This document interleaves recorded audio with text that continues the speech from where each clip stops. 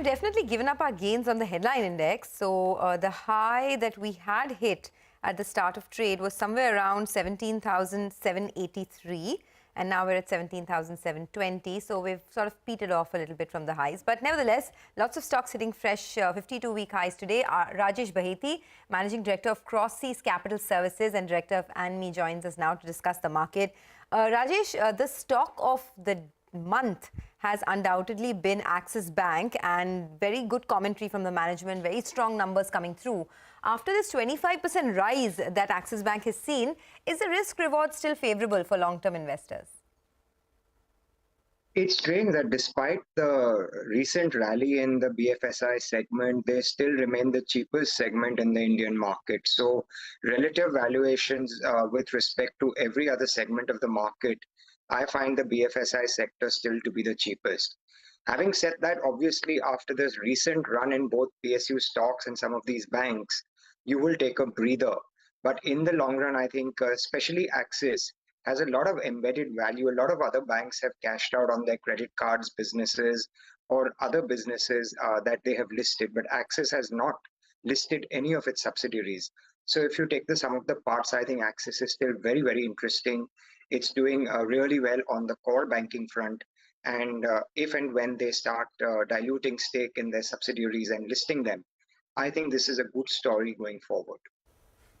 Hi Rajesh, morning. So, since you like this entire banking and financial services space, take us through how else would you play at a lot of these smaller banks, the likes of Canara, Karur Bank, South Indian Bank.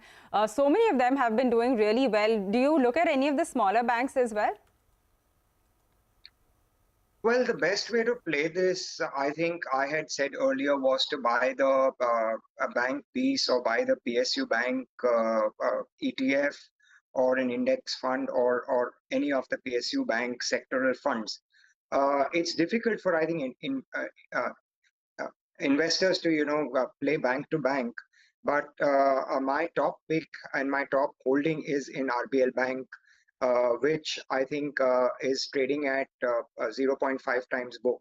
So probably one of the ways to do it is look at the banking sector where the performance is good and it's still trading below book values.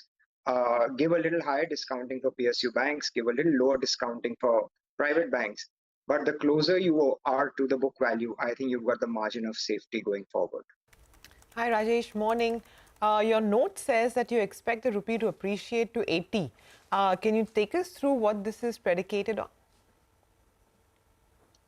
Well, if you look at some of the headline data on inflation, which is yet to reflect in the actual inflation numbers, whether China freight rates that have collapsed, other metal prices, metals are doing well today though, other metal prices that have corrected, and globally, I think the strength of the US dollar, you will see that there will be a decline in the US inflation, at least the headline inflation. And the US, whether we like it or not, is still the leader in the world in terms of the signals it sends to the rest of the world. Once we see a declining... Oops, okay. There's some issue with the audio. Rajesh, we'll just come back to you in a bit. I think there's some issue with your audio, but we got that. The top sector that they prefer is the BFSI space. So within that, a lot of the banks is what he likes. By the way, this month has been spectacular for banks. The South Indian Bank is up 50% this month already. J&K Bank is up almost 40%. Canara Bank is at a fresh 52-week high. It's up almost about 27%. And something like a Karur Vysya Bank as well. Okay, Rajesh, you're back with us. I think there was some issue with that audio. Just before we wrap up, another space which has made a comeback now is IT. So this month itself, names like HCL Tech, Infosys are up about 10-12%. Is this a good time to be investing in IT stocks? No, I don't think so personally, because there's a lot of churn in the US markets. In the NASDAQ, that index is nowhere close to bottoming out, I think. Just look at what happened to Facebook Meta last night. Post their results, it's down 24%.